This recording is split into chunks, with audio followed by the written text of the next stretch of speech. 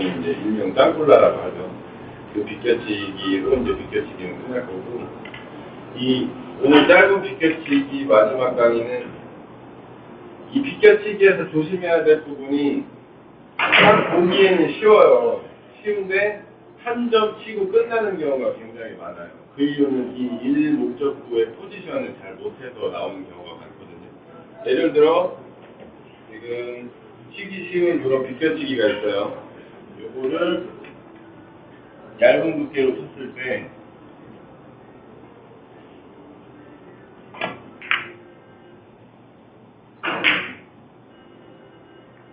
공수는 모양이 좋지가 않다는 얘기예요. 일목적구가 애매한 중간 정도의 위치에 있어서 다음 공 치기가 까다로워져요. 그래서 치기 쉽다고 딱 치시면 안 되고, 이거를 보통 얘기 들어보신 분들은 많을 거예요. 이 공을 얇게 치는 게 아니라 회전을 많이 줘서 두껍게 치는 거예요. 그러면은 회전으로 인해서 확률이 더 커지거든요. 근데 그렇게 치는 이유는 또 하나는 포지션 때문에 그래요. 좀 전에 제가 쳤던 그 B 포지션하고 지금 공하고 한번 비교를 해보세요.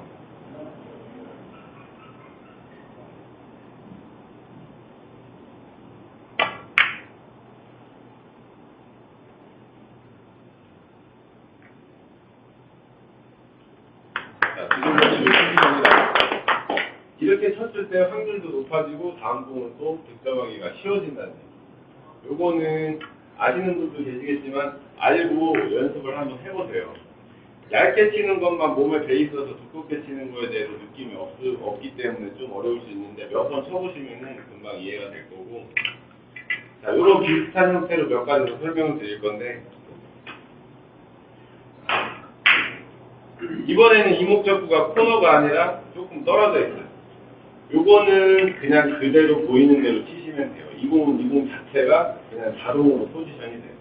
딱 봐도 얇은 두께의 회전을 많이 쓰셔야 되죠. 얇은 두께의 maximum 회전.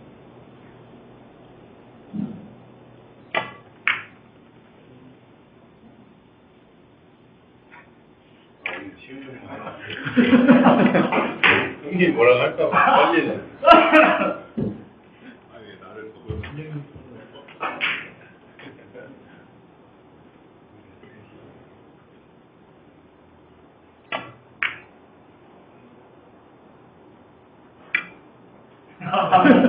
이랬을 때 포지션이 훨씬 수월하게 나온다는 얘기예요. 그러니까 비껴치기 잘라치기에서는 완전 기본형이에요.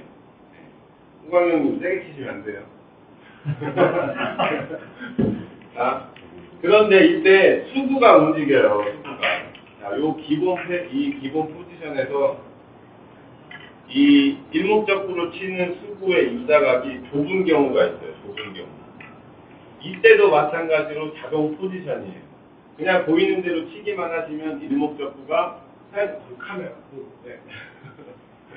자, 일목적구가 두껍게 왔기 때문에 이쪽 코너로 가서 포지션이 돼요.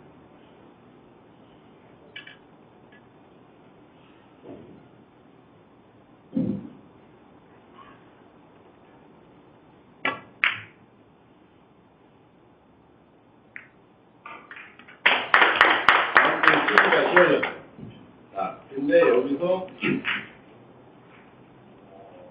제가 애매한 위치라는 설명을 많이 드리잖아요. 입사각이 넓은 각도 아니고 좁은 각도 아닌 한 45도에서 50도 근처. 자, 이 공도 치면은 어떻게 되는지 다음 포지션을 한번 보세요.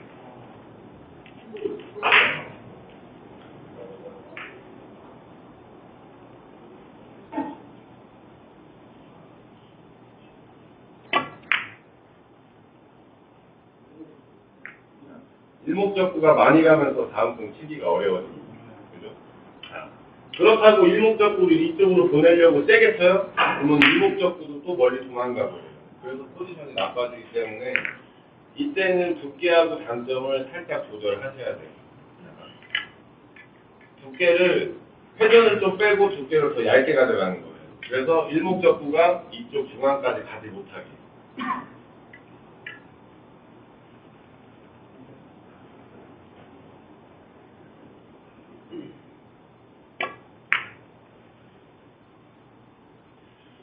강의만 하면 쩔죠.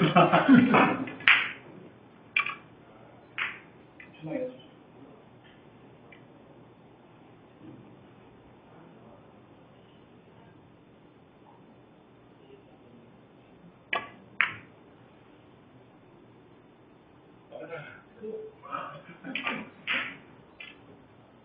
그래서 와이프가 뭐라고 하더라고요.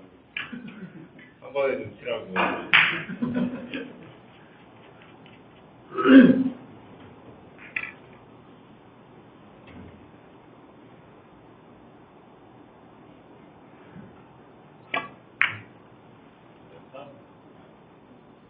좀 전에 친 공이랑 완전히 다르죠.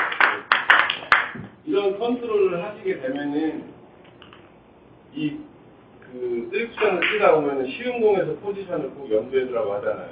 쉬운 공에서 14구에서 확 들이댔다가는 다음 공이 어렵게 써서 한 점으로 끝나는 경우가 많아요.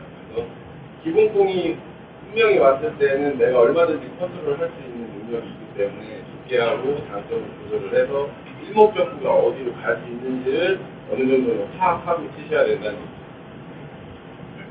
자, 그리고 투터치 파울에 대해서 설명을 해드릴 건데 갑자기 왜 이 설명을 하냐면 얼마 전에 어떤 분이 질문을 하셨어요. 가까이 있는 공이 투터치 파울이냐 아니냐를. 근데 어느 책자에도 뭐 세계연맹 UMP 룰에도 어떤 룰에도 공이 가까이 있을 때 어떻게 치면 파울이다 아니다 그건 없어요. 룰이 없어요. 그냥 심판 대량껏 이상하다 하면 파울을 부르고 아니면 아닌 거예요. 근데 그거를 내가 정의는 아니지만 어느 정도 수치로 제가 설명을 해드릴게요. 만약에 일목적구하고 수구하고의 거리가 딱 10mm, 1cm가 떠있다. 그러면은 두께를 그만큼만 가져가시면 됩니다. 만약에 10mm가 떠있다. 그러면 내가 칠 수 있는 두께는 10mm 이상 치시면 안 된다는 거예요. 물론 다른 경우가 있어요. 10mm가 떠 있는데 나는 20mm에 대고 아주 약한 힘으로 툭 쳤다. 예를 들어 지금 10mm 정도가 떠 있는데 절반 두께에다 대고서 툭 친다. 그러면 파울은 아니죠. 근데 프릭션이라는 게 힘을 요하잖아요. 샷이 많이 들어갈 수밖에 없기 때문에 10mm가 떠 있으면 무조건 10mm 이상 두께를 안 치시면 돼요. 그래서 만약에 아주 가까이 있는 공들을 선수들이 세게 치잖아요. 근데 절대 두껍게 해놓고서 세게 치는 게 아니에요. 만약에 2mm가 떠 있다. 그러면은 일목적구의 두께를 2mm만 가져가시면 돼요. 여기서 이제 약간의 변화가 있는데 뭐냐면, 자, 10mm 떠 있는 공을 제가 제각 돌리기를 해요. 자, 왼쪽으로 제각 돌리기를 하는데 만약에 왼쪽 회전을 줬다. 그런데 10mm가 떠 있다. 그러면 10mm보다 조금 얇은 두께를 가져가셔야 돼요. 왜냐하면 자, 이쪽 방향으로 치는데 공이 왼쪽으로 진행을 할 거 아니에요. 근데 회전을 왼쪽으로 줬기 때문에 이 진행하는 수구를 이 큐가 방해를 하게 돼요. 그렇기 때문에 10mm가 떠 있을 때 두께하고 회전이 같은 방향이면은 떠 있는 미리수보다 조금 더 얇은 두께를 가져가 주시면 되고, 반대로 뒤돌려치기 할 때, 만약에 뒤돌려치기 할 때 왼쪽 두께를 치는데 오른쪽 회전을 주시잖아요. 이때 만약에 10mm가 떠 있다, 그러면 10mm 이상 조금 더 두껍게 가져가셔도 된다는 거예요. 그래서 기준은 만약에 내가 10mm가 떠 있다, 그러면은 10mm 두께만 허용을 해주시면 돼요. 이해되시죠? 그럼 이제 어느 정도 이론으로 좀 정리가 됐죠. 시범으로. 네, 시범을 보여드릴게요. 자,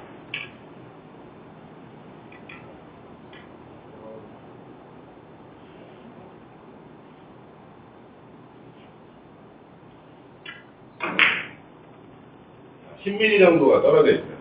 근데 노란 공으로 일목적구를 쳐서 왼쪽으로 제각 돌리기를 해요. 그러면 보통 어떻게 치시냐면 왼쪽 회전을 주시고 거의 절반 정도 두께를 나가세요.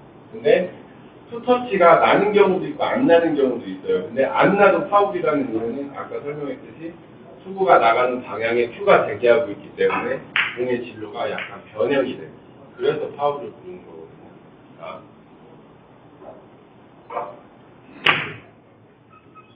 분명히 투터치는 아니에요. 그죠? 그리고 뭔가 공이 좀 이상한 느낌이 들잖아요. 네, 좀 탁한 거. 근데 이런 경우 있어요. 소리가 이상해서 파울이다라는 말도 좀 들어보셨잖아요. 근데 소리라는 건 이 어떤 두 개의 소리가 동시에 이루어지면은 아예 다른 소리가 나는 거예요. 그러니까 소리로는 분간할 수는 없는 거예요. 자, 멀리 있는 경우는 큐가 공을 치는 툭 소리와 공이 공을 치는 딱 소리가 서로 다르게 들리잖아요. 따로따로. 근데 가까이 있는 경우는 툭 치는 소리와 딱 치는 소리가 같이 동시에 이루어진단 말이에요. 그래서 소리가 다르게 들릴 수밖에 없어요. 그래서 소리로 파울을 판단한다는 것은 불가능한 거예요. 자, 그래서 10mm가 떠있다. 자, 이쪽으로 제각 돌리기를 해요. 그러면 두껍게 보시면 절대 안 된다는 얘기예요. 만약에 두껍게 보셨으면은 정말 정교한 컨트롤로 약하게 끊어주셔야 돼요. 그러면은 자, 10mm가 떠있는데 10mm 두께를 두고서 쳤다. 좀 전이랑 느낌이 완전 다르죠. 소리도 다르고. 지금 이게 이게 아니에요. 자, 리그란 말이 이제 영어로 투터치라고 얘기를 하는데 절대 투터치가 아니에요. 원터치예요, 원터치. 투터치가 나오는 경우도 있지만 자, 투터치는 제가 시범을 보여드릴게요. 자, 10mm가 떠있다. 자, 투터치가 생기면 공이 옆으로 안 가요. 앞으로 가죠. 이게 투터치예요, 이게 투터치. 네, 투터치. 근데 좀 전 거는 이거 투터치예요. 못 보셨을까봐 한 번 더 보여드린 거예요. 네. 10mm 정도인데 10mm 이상을 줬어요. 투터치가 아니라 원터치예요. 근데 파울을 부를 수 있다는 얘기예요. 네. 두께가 너무 두꺼웠기 때문에 10mm가 떠 있었으면 10mm만 쳐주시면 돼요. 그리고 왜 10mm만 치냐면 옆으로 많이 보내려고 두껍게 치잖아요. 그럼 옆으로 많이 가겠죠. 근데 공이 가깝기 때문에 얇게 치셔도 옆으로 많이 가요. 공이 가깝기 때문에. 네. 만약에 정말 가까이 있다고 쳐요. 두껍게 치면 옆으로 가겠죠. 얇게 쳐도 옆으로 가잖아요. 이원리인 거예요. 그래서 가까이 있다고 해서 옆으로 많이 보내려고 두껍게 칠 필요가 없다는 얘기예요. 그 미리수만큼만 두께를 쳐주세요. 이해되셨죠? 그 정도. 제가 정의를 내리는 건 아닙니다. 근데 그렇게 이해하시면 돼요. 10mm 이상 되면 관계가 없다. 자, 수구하고 일목적구의 거리가 만약에 절반 두께 이상, 30mm 정도 이상 떨어져 있다. 그때는 시원하게 사는 주세요. 투터치 나오기 전에 공이 먼저 떠나가요. 네. 만약에 시범을 보여드리면 한 30mm 정도 떠있죠. 근데 절반 두께 이상 놓고 시원하게 쳤다 이거 상관없어요. 투터치가 나오기 전에 내공이 먼저 떠나가요. 이런 경우 파울이면 원래는 뛰고 있으니까 파울 할 경우에는 초구는 없어요. 그건 아니에요. 근데 파울의 룰이 그것도 이제 심판 재량이 좀 있어요. 만약에 어떤 막바지 상황에 보이점이 있다. 그러면은 초구 배치를 놔줄 수 있어요. 그리고 문제 보면은 저도 한 번 또 알아볼게요.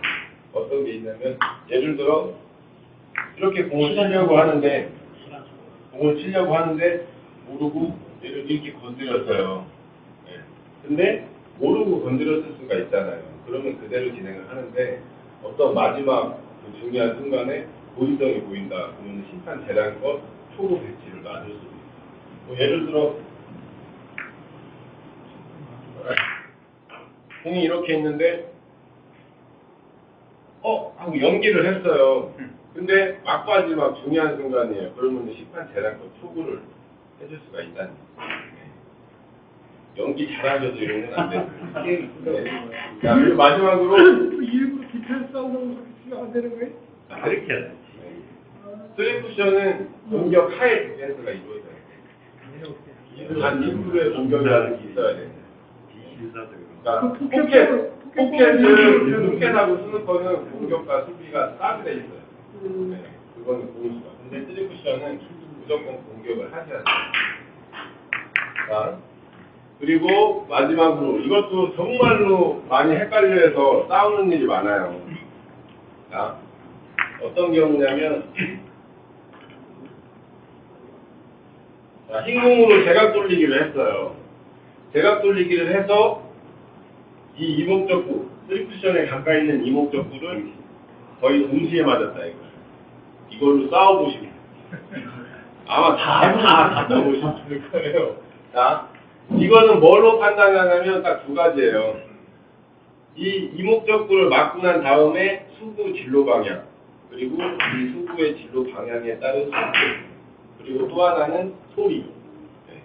이게 이쪽으로 쓰리 쿠션으로 진행을 했을 때 확실하게 공부터 맞으면은 따닥하고 소리가 두 번이 나요.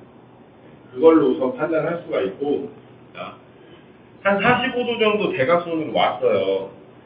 왔는데 쿠션 먼저 맞고 공이 맞았다는 얘기는 거의 동시로 맞았다는 얘기는 이 공이 이 이목적구를 두껍게 쳤다는 얘기예요. 그죠?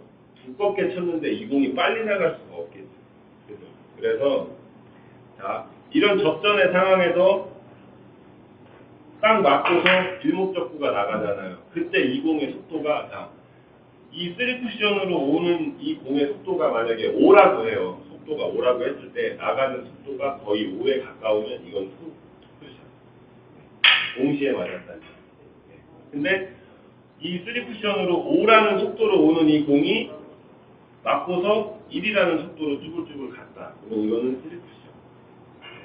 그리고 이 수구가 이목적구를 맞고 약간 수직으로 쓰는 상태. 이것도 물론 빠르게 가면 안 되죠. 천천히. 이것도 쓰리 쿠션. 또는 안으로 파고 들어갔을 때. 이 안으로 파고 들어갔을 때는 소리가 뚜둑 소리가 두 번이 안 나면 거의 그냥 쓰리 쿠션으로 인정해 주시겠습니다. 네. 요거를 제가 한번 보여드릴게요.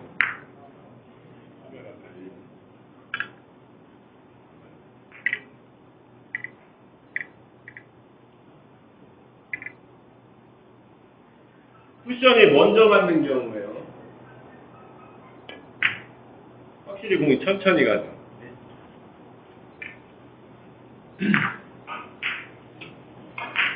자, 동시에 비벼지는 경우에요.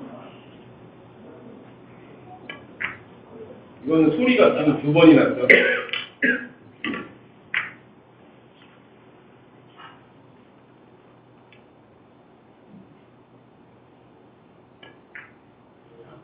소리가 두 번이나 나면서 공도 빠르게 진행했잖아요. 이런 경우는 투쿠션이라는 얘기예요. 그래서 소리로 판단하는 경우, 그리고 수구의 이 진로 방향과 속도로 이게 쓰리 쿠션이냐 투쿠션이냐 판단하시는 거예요. 이제는 아셨으니까 이제 싸우시는 거 같아요. 자, 당구 들어가시죠. 오늘 레슨 여기까지입니다.